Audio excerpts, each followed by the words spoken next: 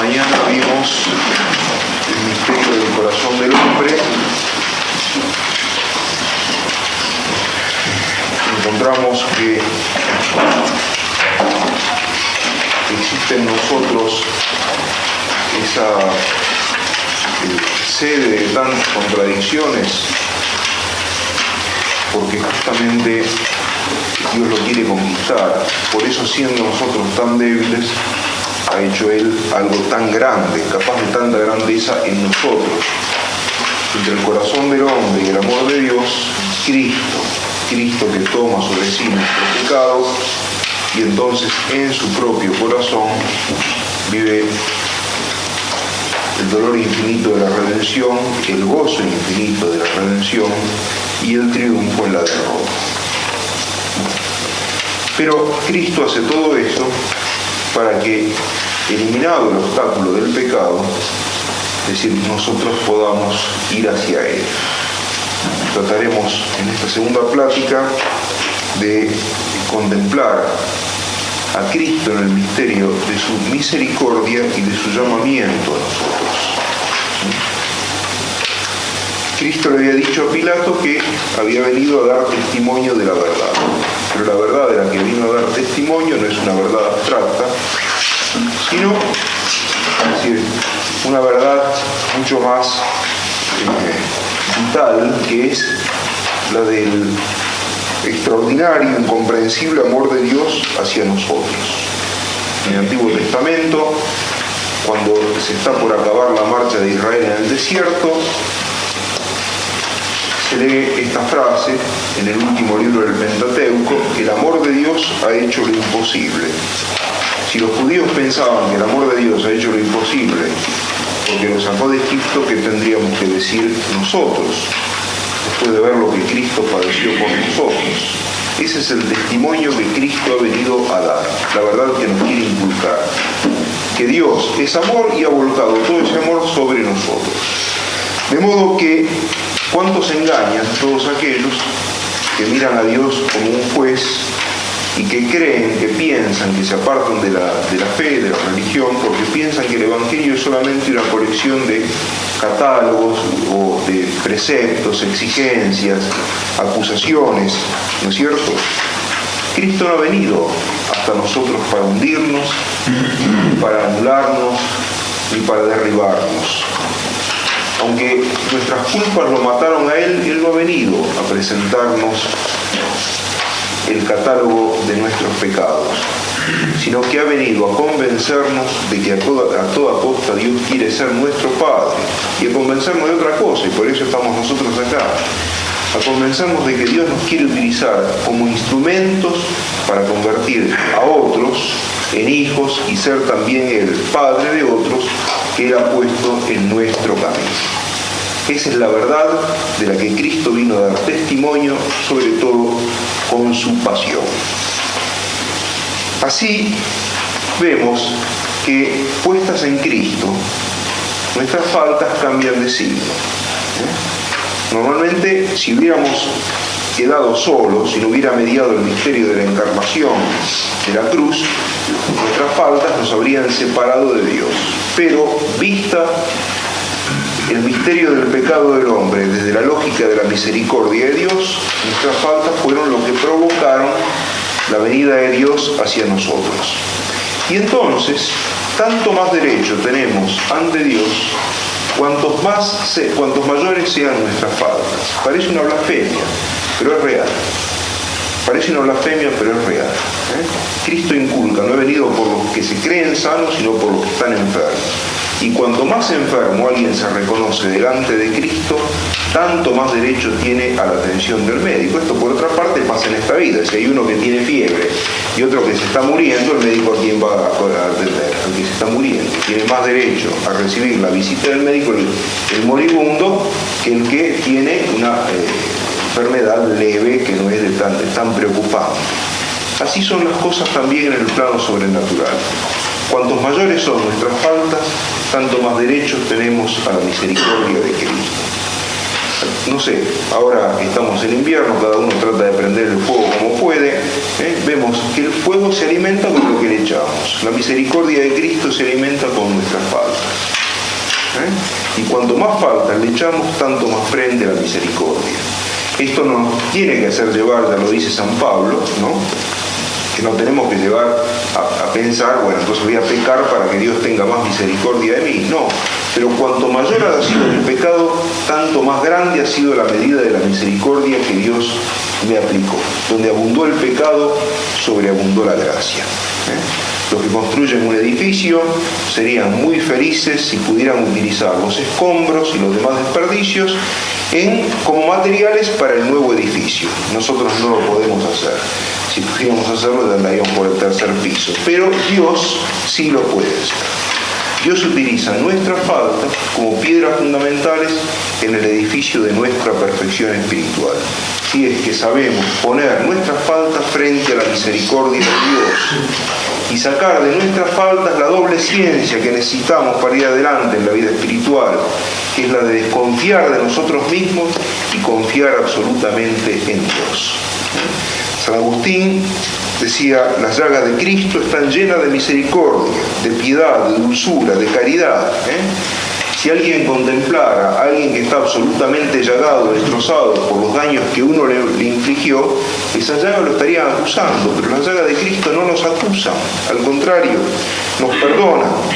San Agustín sigue, que nadie diga desesperado, mi iniquidad es demasiado grande para que yo merezca perdón, porque la misericordia del Señor es el fundamento de mis méritos. Los méritos míos no nacen de que no tenga culpa, sino de que Dios es misericordioso. Lo que no hallo en mí mismo, voy a buscarlo en las llagas del Salvador. Dios mira al mundo a través de las llagas de Cristo. El que se refugie en ella encontrará el perdón. Por eso Cristo dice, destruye tu obra, San Agustín dice, destruye tu obra para que Dios pueda salvar la suya. ¿Cuál es la obra de Dios? Y la obra que Dios hizo en favor de cada uno de nosotros en Cristo, en la pasión de Cristo, en las llagas de Cristo. Esa es la extraordinaria novedad del Evangelio. Esta es la razón por la cual el Evangelio fue llamado Evangelio, Buena Nueva. Porque esta doctrina sonó de un modo incomprensible, era una novedad pero asombrosísima para el mundo antiguo. El mundo antiguo miraba a los dioses como lejanos, distantes del hombre, o sino como acusadores del hombre. En el mismo Antiguo Testamento, aunque hay notas de misericordia, sobre todo los profetas se presentan para acusar al pueblo de Israel y para prometerle el castigo a los pecados, por los pecados. En cambio, en el Nuevo Testamento, Dios, por medio de su Hijo y su Hijo por medio de los apóstoles, nos enseña que no nos quiere castigar, no quiere nuestra muerte, sino nuestra vida, porque nuestros pecados fueron cubiertos por su sangre, por la sangre que derramó durante su pasión. De modo que el hombre no será condenado por haber caído, sino por no haber querido permitir que Cristo lo levantara. Nadie será condenado por estar sucio, sino por no haberse querido limpiar con el agua que salió del costado abierto de Cristo. Esa es la novedad de la misericordia de Dios. Solo se encontrará con la justicia de Dios el que no ha sabido reconocer la hora de la misericordia. Los paganos pensaban que pocos hombres, muy pocos, poquísimos, podían llegar a la perfección. Los griegos, por ejemplo, dividían al mundo en bárbaros y griegos. Bárbaros eran todos los que no eran griegos, evidentemente. Y de entre los griegos creían que llegaban a la perfección únicamente los que estaban dotados para la vida contemplativa, pero además con suficiente bienes de fortuna como para hacer vida contemplativa. En total, quienes llegaban a la perfección dentro de la humanidad, y el 1 por millón o menos. En cambio, con la novedad del Evangelio, que por eso es buena nueva, la balanza se inclina hacia el otro lado. Dios mismo viene hasta nosotros para que se pone a nuestro alcance aquel a quien por nuestras solas fuerzas jamás podríamos haber llegado, y a quien viene a buscar y a lo que el mundo tiene por despreciable, por vil, por sucio, por indigno, a esos viene a buscar. Es la lógica de la misericordia de Dios. Y sin embargo, esta misericordia no es entendida. La misericordia de Dios no es entendida. Esa agonía del corazón de Cristo por nosotros es incomprendida, y tantas veces es incomprendida por los primeros que tendríamos que comprender, por los sacerdotes, por los religiosos, por las almas consagradas, por aquellos que se encaminan hacia la consagración. Tantas veces pensemos, por ejemplo, en los siglos en que tuvo vigencia en la Iglesia el jansenismo, una religión de dureza, de exigencia, una religión que hace a un lado la misericordia. Los misterios de la encarnación y de la cruz solo se explican por el misteriosísimo amor de Dios. Ese amor que no tiene necesidad de nada y que sin embargo viene hacia nosotros como si necesitara todo, absolutamente todo de nosotros. En el cielo, el Padre, el Hijo y el Espíritu Santo tienen la infinitud del amor, y por añadidura tienen el amor de los ángeles, de los santos, que es perfectísimo, y hay numerosísimos ángeles y debe haber muchísimos santos. Y sin embargo, Cristo nos sigue buscando a nosotros. Y nos ha llamado a la existencia, nos ha dado la gracia, se nos entrega en la Eucaristía porque también quiere que entremos nosotros en el ritmo de ese amor. Sin embargo, aunque tanto amor hay en el cielo y nada necesita de nosotros, y es extraordinario que nos venga a buscar, ese amor no es reconocido. Ese amor no es reconocido y tantos son indiferentes ante él. ¿Cuál fue la gran queja de Cristo, Santa Margarita María de Alacoque? En Francia, en el siglo XVII, nación cristiana, todo el mundo era cristiano, y sin embargo se aparece desfigurado ante Santa Margarita María. ¿Por qué? A causa de los indiferentes, de los que lo conocían y le eran indiferentes. El amor no es amado, le dice. Las almas que más torturan el corazón son las almas indiferentes. Esa terrible sentencia del Apocalipsis: porque no eres frío ni caliente, te vomitaré de mi boca. Y también el Señor se queja de los que huyen de Él, de los que le temen, de los que lo ven como un acusador. El que ha venido como pastor para buscar la oveja perdida es objeto de temor por parte de la oveja, que huye como si en el encuentro con el pastor estuviera la perdición. Y de modo que esa agonía de Cristo en la cruz, esa agonía interna del corazón, se prolonga a lo largo de la historia porque Cristo sigue encontrando, ya no de parte de los judíos solamente, sino también de parte de los que se dicen cristianos, tanta incomprensión, oídos tan endurecidos, miradas tan obtusas ante el misterio de su misericordia, tantos indiferentes, tantos que huyen de Él como si encontrarlo fuera motivo de ruina, motivo de perdición. Nosotros procedemos de esta manera porque tenemos una idea muy baja de Dios. Vivimos tan mundanizados que medimos a Dios por las criaturas.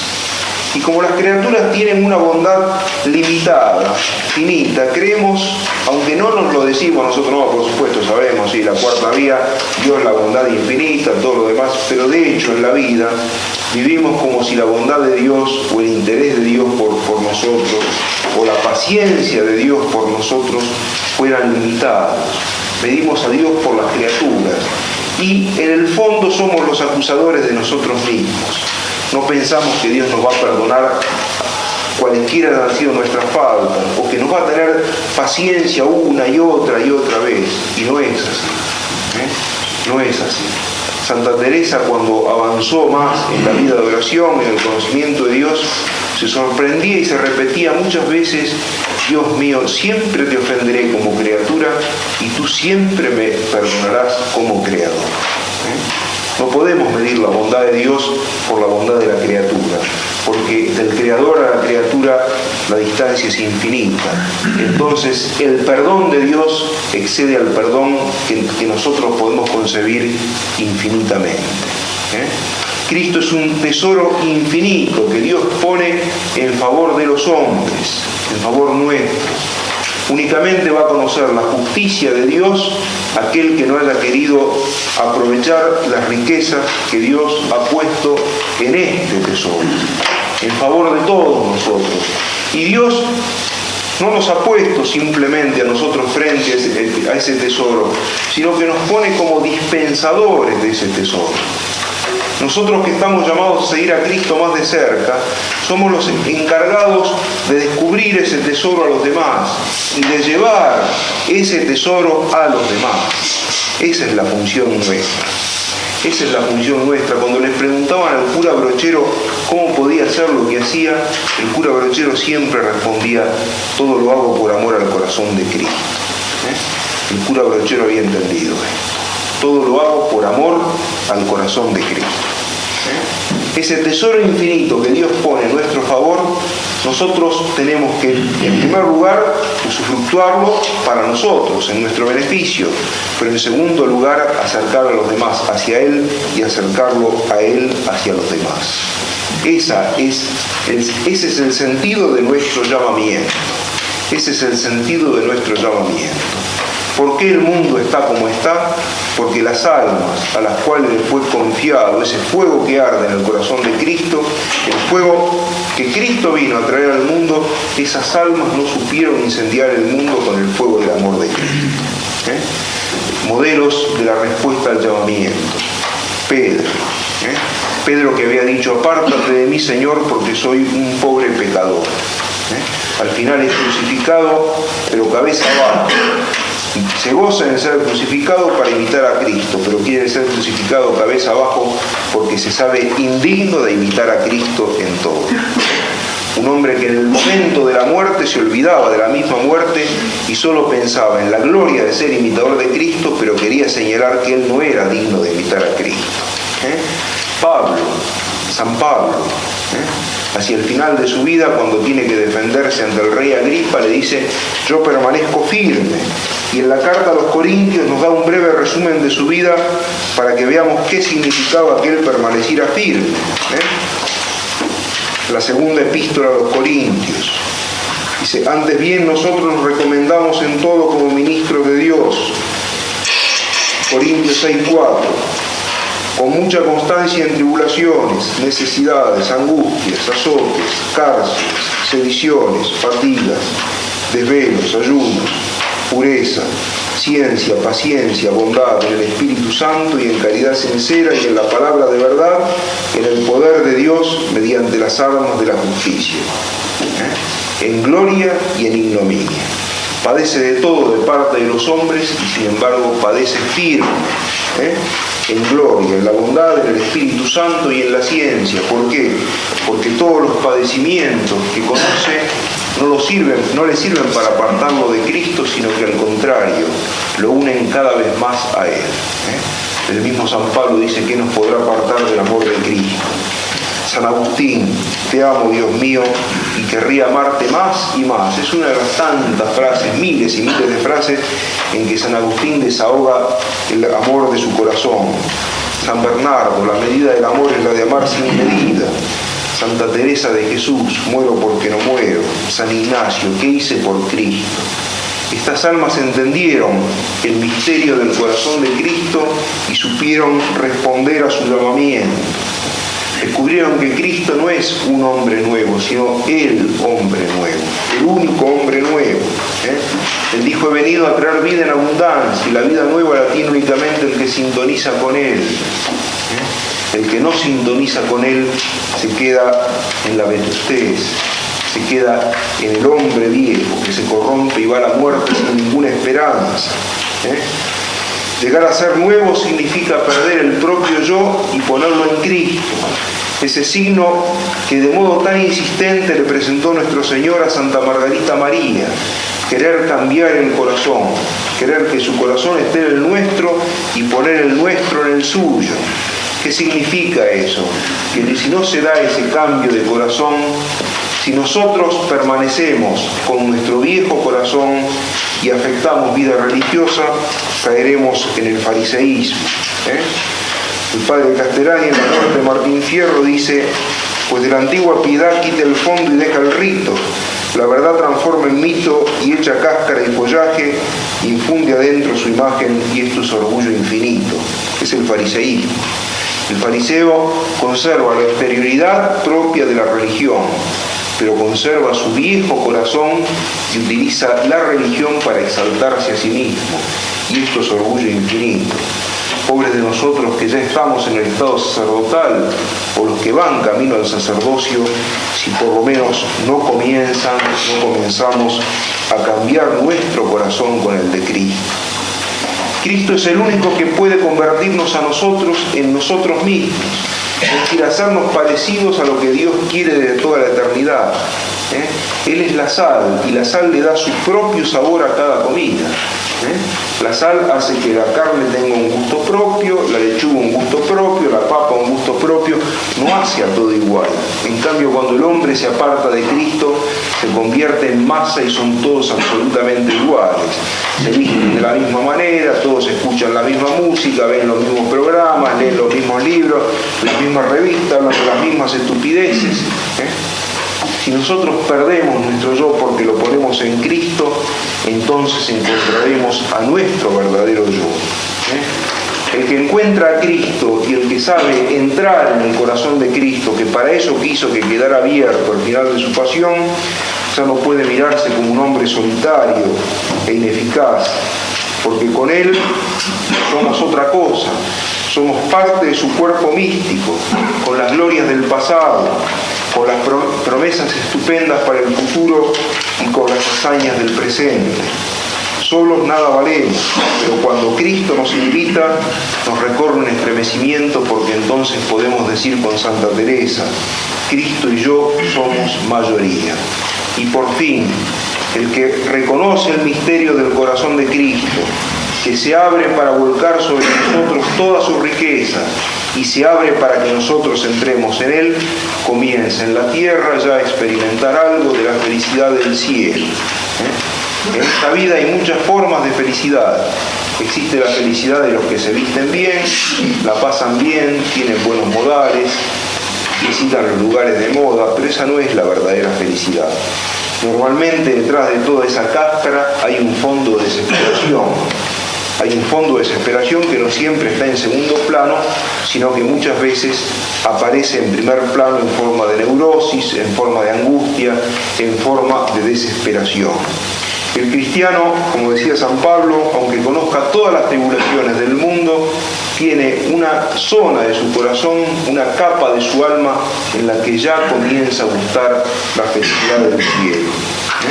La tierra toda nos ofrece cosas que son agradables, notables, bellas, embriagantes, pero todo el gusto de esas cosas pasa, y al fin de un cierto tiempo pasamos nosotros mismos, 60, 70 años. En cambio, la felicidad del cristiano es de otra clase, de otra categoría. No pasa, es un don de Dios enteramente gratuito, pero es un don que Dios da a las almas que son fieles, confiadas y porfiadas. Fieles porque creen en el amor de Cristo. Confiadas porque no solo creen en el amor de Cristo, sino que rigen su vida por esa fe. Y porfiadas porque el camino de seguimiento de Cristo es duro, es largo, es penoso, pero el que tiene lo suficiente tosudez como para ir adelante donde Cristo lo quiere llevar, esas almas terminan conociendo el entronque con Cristo, el injerto con Cristo, como la vid recibe el injerto del sarmiento y comienza ya en la tierra a gozar algo de la felicidad del cielo. En Jeremías 29:13, el profeta dice: me hallaréis si me buscaréis de todo corazón. Dios habla por medio del profeta. Me hallaréis si me buscaréis de todo corazón. El corazón de Cristo, para que lo encontremos, soportó nuestros pecados, soportó nuestra destrucción, la destrucción de nuestros pecados, y mantuvo el gozo de la obediencia al Padre y de nuestra redención durante su pasión. Pero a ninguno atropella, a ninguno fuerza. El corazón de Cristo, abierto delante de nosotros, se propone a nuestra libertad y espera de nosotros una respuesta. Dios, que es como el sol, quiere entregársenos más de lo que nosotros lo queremos recibir, pero únicamente si haya en nosotros confianza, Y esa porfiada voluntad de seguir por donde Cristo nos quiere llegar, únicamente entonces se dará el entronque entre la vid y el sarmiento. La miseria del hombre no es ser pobre, sino que la miseria del hombre es no querer buscar aquel que es todo. Porque aquel que es todo, para que lo encontremos, se nos puso delante de nosotros en forma de hombre y abrió su corazón para derramar todas las riquezas de su alma sobre nosotros y lo dejó abierto para que nosotros entremos en él y vivamos de él. Gloria al Padre, al Hijo y al Espíritu Santo.